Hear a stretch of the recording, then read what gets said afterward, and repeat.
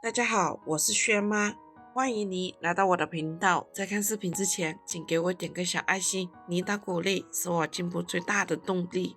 我们村里有一个小伙子，20多岁，因为骑着摩托车绕山路去兜风，一不小心吹了冷风，回到家里就病倒了，头痛、鼻塞、流鼻涕，还伴有阵阵的咳嗽。从症状上来看，就是普通感冒。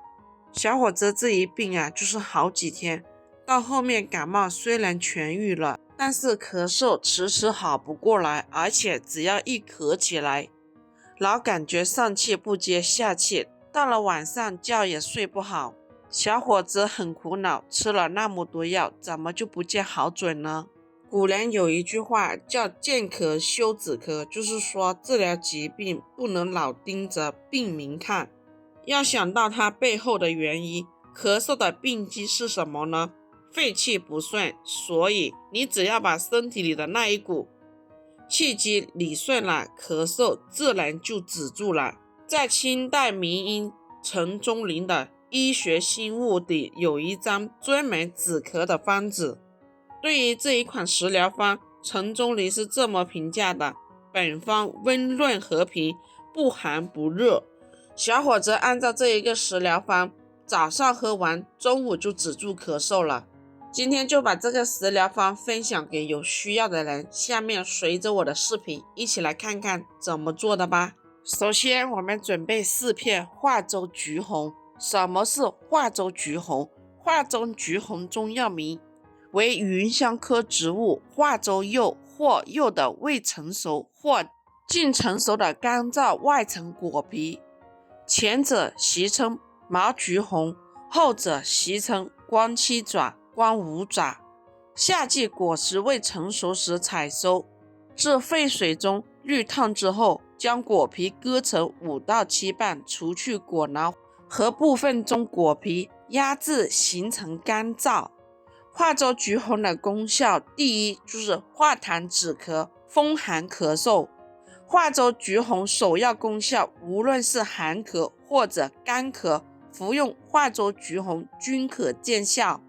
咳嗽分为热咳和寒咳两种，热咳是由于肺热造成的反复咳嗽，比如过量的食用上火食品、煎炸、烧烤等，表现为喉咙干痒、干咳少痰或者痰色黄质粘稠。寒咳多由受寒引起，表现为咽痒、咳频、痰液稀薄如泡沫状。第二，久咳、气管炎、哮喘。中老年人长久咳嗽或者哮喘，服用化州橘红为首选。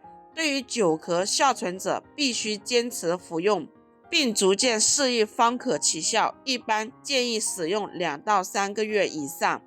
化州橘红清洗干净，控水捞出，放入碗里备用。接下来准备一个罗汉果。罗汉果性味甘凉，具有清肺、止咳、化痰、平喘、利咽、润喉和润肠通便之功效。罗汉果泡水喝的作用一，可以生津止渴。罗汉果是一种性质微寒的食材，生津止渴是它的主要功效。平时人们用它泡水喝，就能滋阴润肺，也能促进唾液分泌。它能让人类出现的口干、咽干等不适症状很快好转。另外，人们用罗汉果泡水喝，还能缓解肺热肺燥，也能减少暑热症状发生。第二，可以清热润肺。清热润肺也是罗汉果泡水喝的重要功效，它能缓解肺热肺燥，并能消除肺与气管中的炎症，能提高肺部的呼吸功能，对人类经常出现的咳嗽、气喘、痰多以及干咳无痰等症状有特别好的预防和缓解作用。第三，润肠通便。罗汉果泡水喝还能润肠通便，它质地温润，能润滑肠道，也能加快身体内热毒分解和代谢，对人类经常出现的肠胀便秘有特别好的缓解作用。另外，它还具有清热泻下的重要功效，人们出现大便燥结的时候，用罗汉果泡水喝也能让症状减轻。罗汉果清洗干净，把它捏碎，放入一旁备用。接下来再准备10克甘草。甘草是一种中药，在生活中很常见，而且有很多种中药都可以和生甘草一起煎着服用。甘草的功效与作用一，可以补脾益气。甘草具有补脾益气的功效，可用于辅助心气虚、心悸、脾胃气虚等症，还能够有效缓解身体乏力的症状。第二，可以清热解毒。甘草可以清热解毒的功效也是非常明显的，其性质温和，清热解毒的作用很强。第三，镇咳祛痰。甘草中含有大量的甘草黄酮和甘草次酸，这一些物质能够起到很好的止咳作用，服用了之后能够覆盖发炎在咽部黏膜上，从而缓解炎气刺激，达到镇咳的目的。甘草也可以促进咽部和支气管黏膜分泌，使痰液更容易咳出。第四，保护肠胃健康。甘草还能够有效的保护肠胃健康，其所含有的一些成分效果和肾上皮质激素相类似，可以缓解胃酸分泌过多引起的不适，也能够缓解肠胃痉挛。对于肠胃不好的人来说，适当的服用甘草还可以达到理想的调理效果。甘草清洗干净，控水捞出。接下来把所有的食材全部放入养生壶里，然后加入适量的清水，按花茶的键煮上20分钟。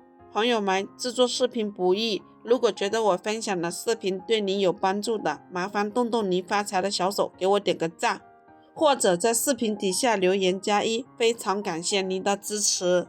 如果你也是痰多，还有咳嗽，人总是没有力气，说话声音都提不起来，平时还容易感冒，稍微干一点活就气喘吁吁，脸色看上去很苍白，这都是肺的阳气不足引起的痰多。肺有熏发消降的功能，被称为水上之源，它就像一个喷头一样，把这个脾送过来的津液输布到全身。